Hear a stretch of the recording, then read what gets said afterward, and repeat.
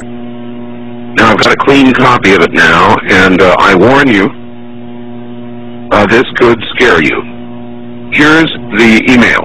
Dear Art Bell, I just recently began listening to your radio show and could not believe it when you talked about the sounds from hell tonight.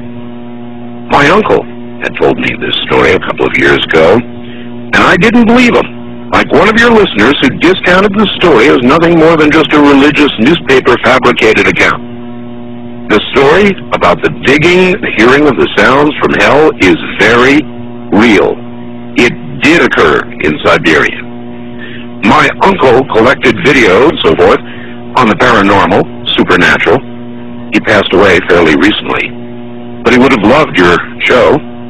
He let me listen to one of the audio tapes that he had on the sounds from hell in Siberia, and I copied it.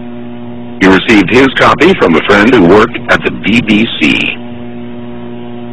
It took me a while to find it tonight, but attached is that sound from my uncle's tapes. It's not the greatest quality, but the sounds are there.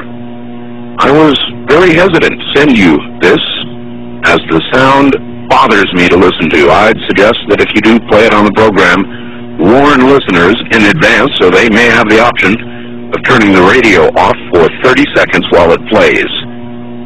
It has always haunted me.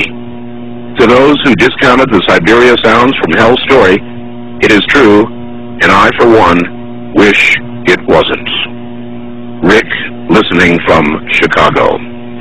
And so I submit now the cleaned, a better copy to you, and I warn you, what you're about to hear is very disturbing indeed.